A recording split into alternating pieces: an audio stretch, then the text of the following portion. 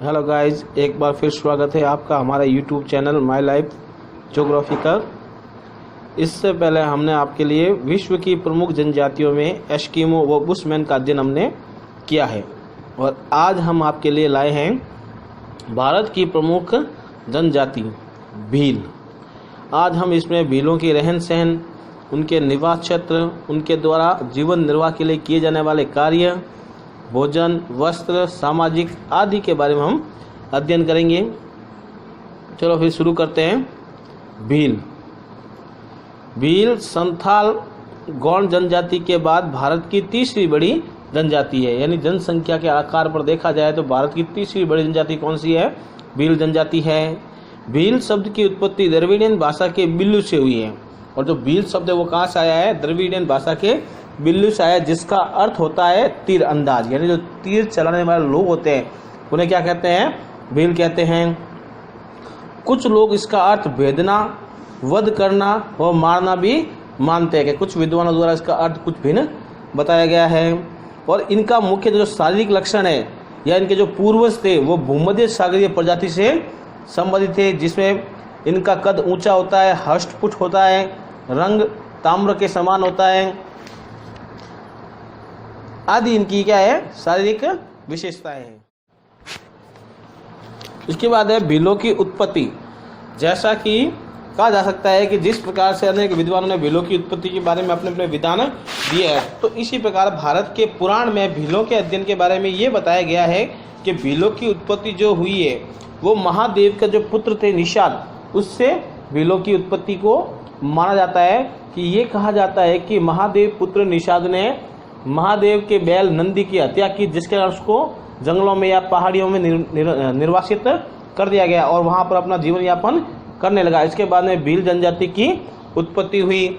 महाभारत में एकलव्य और रामायण में शबरी, ये सारे भीलों के क्या है? उदाहरण हैं।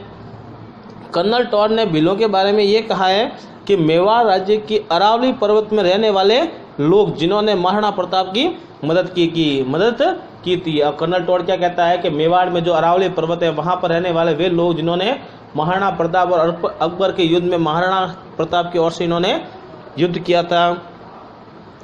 कि प्राचीन समय में ये जनजातियों के कुछ शासन थे। यानी ये मेवाड़ की अरावली पर्वत में जो क्षेत्र है उन क्षेत्रों पर ये शासन किया करते, जिसमें डगारिया, डूंगरपुर, बासिया, बांसवाड़ा, कोठिया, कोठा व देवा, उदयपुर पर ये शासन किया करते। ये इनके प्राचीन नाम है जहां पर ये शासन करते थे।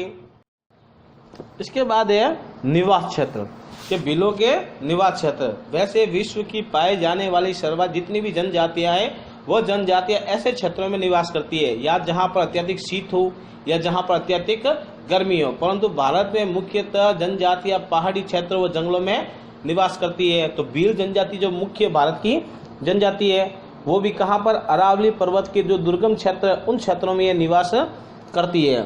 दुर्गम पहाड़ी क्षेत्रों में निवास करती है। अरावली, विंध्याचल, सतपुड़ा पहाड़ियों में निवास करती है। और भारत में ये अरावली पर्वतमाला जो राजस्थान में है, विंध्याचल पर्वतमाला जो मध्य प्रदेश में है और सतपुड़ा पर्वत जो महाराष्ट्र में, इन क्षेत्रों में ये निवास करती है।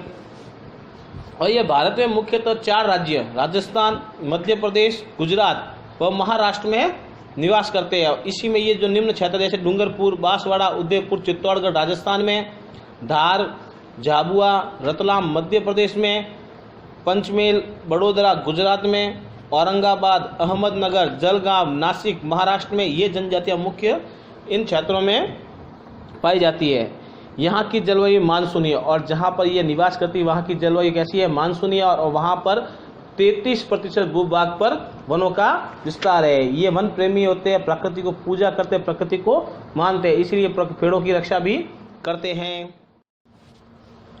फिर हम बात करते हैं आर्थिक क्रियाकलाप के भीलों द्वारा अपने जीवन निर्वाह के लिए, अर्थपूर्ति के लिए कौन कौन से कार्य किए जाते हैं। जैसे कि आदिवासी जनजातियों का मुख्य कार्य होता है शिकार करना, आखेट करना, संग्रहण करना, मछली पकड़ना या आदि प्रकार की कृषि करना। ये मुख्य आदिवासी या जनजातियों द्वारा किए जाने वाले कार्य है। भारत में भी ये जनजाति जो भील जनजाति है मुख्यतः आखेट तख्ती और संग्रहण कार्य यानी शिकार करना व जंगलों से कंदमूल या फल फूल इकट्ठा करना इनका कार्य था। परंतु वर्तमान में या सरकार के प्रयास के द्वारा आज ये वर्तमान में आदिम कृषि द्वारा अपना जीवन निर्वाह करते हैं और वर्तमान में 80% से अधिक जनसंख्या कृषि कार्यों में लगी हुई है। पुरुष मुख्य तो तालाबों से मछलियां पकड़ता है, वह स्त्रियां संग्रहण का कार्य करती है और पुरुष तो शिकार भी करते हैं और स्त्रियां संग्रहण या जंगलों में जाकर कंदमूल इकट्ठे करने का कार्य करती है। और वर्तमान में लगभग 80% लोग कृषि कार्य में लगे हुए हैं। पहाड़ी क्षेत्रों में झूमिंग कृषि को चिमाता और मैदानी भागों में दजिया कहा जाता है। अब क्या कहता है कि भीलों द्वारा की जाने वाली जो पहाड़ी कृषि होती है, आदिम कृषि होती है, उसे क्या कहते हैं? चिमाता। और जो मैदानों में जो आदिम कृषि की जाती है उसे कहते हैं दजिया। तो ये तो भीलों द्वारा की जाने वाली कृषि के नाम थे। अब हम बात करेंगे भोजन। भीलों का मुख्य भोजन या भील क्या खाना पसंद करते हैं या किस प्रकार का इनका व्यवहार होता है। प्रिय भोजन मक्का। भीलों का जो मुख्य भोजन होता है, जो अपने भोजन के रूप में महत्वपूर्ण जो चीज़ ग्रहण करते हैं वो होता है मक्का। मक्के की रोटी, मक्कों का साग आदि, ये मक्के का राबड़ा, राबड़ी आदि बनाकर ये इनका सेवन करते हैं। और जब भी उत्सव प्रतिभोज का अवसर होता है वहाँ पर चावल और लापसियाँ भी बनाई जाती है। इसके अलावा राबड़ी, गेहूँ, चना, उड़द, मूंग, सब्जी आदि को भी अपने भोजन में शामिल करते हैं। और ये मुख्यतः मांसाहारी होते हैं। ये मुख्यतः कैसे होते हैं? मांसाहारी। क्योंकि प्राचीन या कह सकते हैं कि प्राचीन या पुराने वक्त में ये मुख्यतः इनके पास केवल आजीविका का एकमात्र साधन था आखेट। तो उस समय से ये आज कैसे है? सर्वाधिक मांसाहारी है। परंतु वर्तमान में ये कुछ कृषि कार्य करने लगे, इसीलिए अब धीरे धीरे सर्वाहार की ओर ये बढ़ते जा रहे हैं। महुआ से बनी शराब का सेवन करते हैं और भीलों की विशेषता ये होती है कि ये महुआ से बनी शराब का भी सेवन करते हैं। भील मुख्यतः जो शराब पीते हैं वो महुआ से बनाई जाती है, जहाँ पर उनला। इसके बाद है वस्त्र कि भील जनजाति द्वारा आज़ादी से पहले वस्त्र बहुत कम थे। केवल पेड़ की छाल से बने हुए पुरुष नेकर पहनती थी और स्त्रियां केवल पेटीकोट पहना करते थे। परंतु आज़ादी के बाद में आधुनिक संस्कृति से संपर्क होने के बाद में ये कमीज, धोती, साफा, पैंट, शर्ट, कांचली, लुंगड़ी, घाघरी, ओढ़नी आदि भी पहनना आरंभ किया है। ये चांदी, पीतल, जस्ता, निकिल आदि के भी आभूषण भी पहनते हैं। इसके बाद है निवास क्षेत्र। इनके निवास क्षेत्र मुख्यतः प्रकीर्ण प्रकार के होते हैं और जो घरों का निर्माण करते हैं कैसे होते हैं? प्रकीर्ण प्रकार के। और प्रकीर्ण प्रकार का मतलब दूर दूर, यानी एक खेत के टीले के मध्य इनका घर बना होता है और उसी के अंदर सारी सुविधाएं होती है। जैसे प्रकार ये खेत के छोटे टुकड़े पर टीले पर बनाए जाते हैं। झोपड़ी अपने आप में पूर्ण होती है। पूर्ण का मतलब ये है उनके रहने की, पशुओं को रखने की, खेत खपाल आदि की सारी व्यवस्था इसी झोपड़ी में या उसी खेत के अंदर कर दी जाती है। वर्तमान में ये पक्के मकान बनने लगे और इससे पहले ये क्या बनाते थे? झोपड़ियाँ बनाते थे, जिसके सामने की दीवार को गोबर, खड़िया व लाल गेरू से पोतते थे। और वर्तमान में ये पक्के मकान बनाकर अपना निवास क्षेत्र बनाते हैं। इन भीलों के जो छोटे छोटे गांव होते हैं उनको फला कहते हैं और बड़े गांव को पाल कहा जाता है। अब क्या कहते हैं कि जो भीलों के जो छोटे छोटे गांव होते हैं उन्हें तो क्या कहते हैं? फला, और जो बड़े गांव होते हैं उसे पाल कहा जाता है। इसके बाद है औजार व बर्तन। जिस प्रकार से भीलों के मुख्य व्यवसाय प्राचीन समय में कौन सा था? शिकार करना था। उनके मुख्य तो साधारण कुछ अस्त्र थे या शस्त्र थे, जिसमें धनुष बाण, तलवार, खंजर ये इनके क्या थे? प्रमुख अस्त्र थे। इसके अलावा ये दो प्रकार के बाणों का प्रयोग करते थे, जिससे एक को कहते थे हरियो व दूसरा होता था रूपदो। ये इनके दो बाणों के नाम थे। पक्षियों को पकड़ने के लिए एक प्रकार का फंदा लगाते थे जिसे फटकिया कहा जाता था। और पक्षियों को पकड़ने के लिए जो फंदा लगाया जाता था उस फंदे को फटकिया नाम दिया गया है। मिट्टी के बने बर्तन का उपयोग करते थे। इनके जो बर्तन होते हैं मुख्य कैसे होते हैं? मिट्टी के बने हुए होते हैं। मक्का पीसने की चक्की, बांस का पालना आदि भीलों के घरों पर मुख्यतः पाए जाते हैं। इसके बाद हम बात करते हैं सामाजिक व संस्कृति की कि भीलों द्वारा किस प्रकार से रहन सहन है, उनके समाज और उनकी संस्कृति, किस प्रकार के त्योहार मनाते हैं, इनके मेले कौन कौन से हैं और इनमें किस प्रकार का समाज पाया जाता है। पहला है पितृआत्मक समूह व कुल। इनका मुख्यतः जो सत्ता होती है इसमें परिवार में जो सबसे बड़ा जो व्यक्ति होगा वो क्या होगा? मुखिया होगा, यानी पितृआत्मक। पिता के बाद मृत्यु के पश्चात उसकी संपूर्ण संपत्ति का अधिकार उसका पुत्र होगा, उसके बाद में वो मुखिया बनेगा। तो इनमें मुख्यतः पितृआत्मक सत्ता पाई जाती है। प्रत्येक कुल का एक अलग गांव होता है कि एक प्रत्येक परिवार का एक क्या होता है? अलग से गांव होता है जिसमें एक ही कुल के लोग निवास करते हैं और प्रत्येक कुल का एक गण चिन्ह यानी एक चिन्ह भी होता है। बहुपत्नी प्रथा और इन्हें मुख्यतः बहुपत्नी यानी एक से अधिक पत्नियां रखने का भी इनको अधिकार होता है।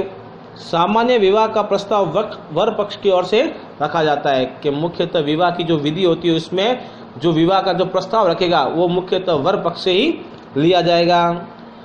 एक विवाह की विधि होती है दापा, जिसे कहते हैं कन्या विवाह या मूल्य विवाह, जिसमें कन्या से विवाह करने के लिए पुरुष पक्ष को क्या देना पड़ता है, कन्या का मूल्य देना पड़ता है। इस विधि को क्या नाम दिया गया है, दापा विधि कहते हैं। एक और विधि है विवाह की, जिसे कहते हैं गोल गधेड़ा प्रथा।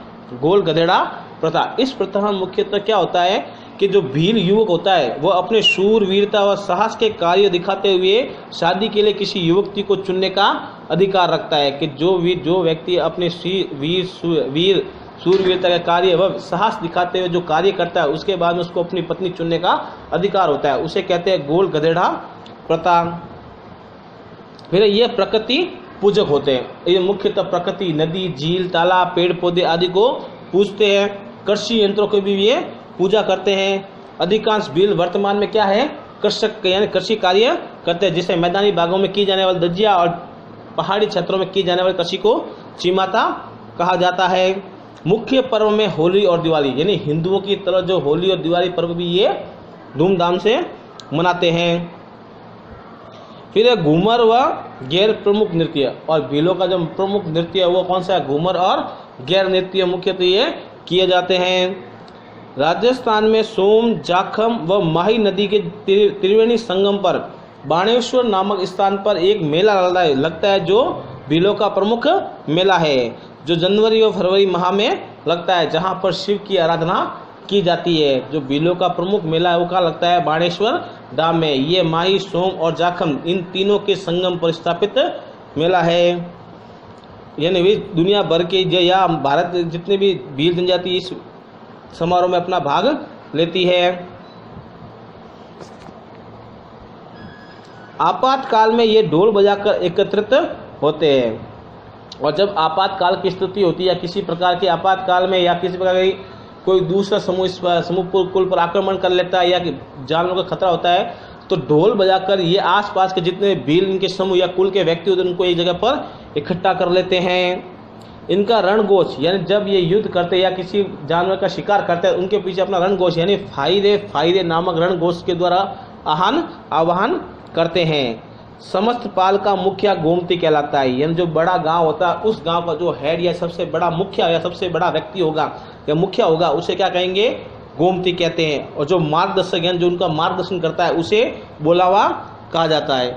ये था भीलों का अध्ययन, जिसमें भीलों की मुख्य संस्कृति, उसके निवास क्षेत्र, उसके हथियार, उसके औजार बर्तन, उनके वस्त्र, उनका पहनावा आदि किस प्रकार का हो सकता है इसमें बारे में अध्ययन किया गया है। अगर वर्तमान में देखा जाए भीलों के अध्ययन में तो वर्तमान में भील मुख्यतः शिक्षा की ओर बढ़ने लगे। गवर्नमेंट या सरकार के प्रयासों द्वारा ऐसी योजनाएं चलाई गई है जिनके द्वारा भीलों का धीरे धीरे शहरी क्षेत्रों के संपर्क में आ रहे हैं और आधुनिक संस्कृति को अपना रहे हैं। शिकार करना छोड़ दिया है और कृषि करना आरंभ किया है। कृषि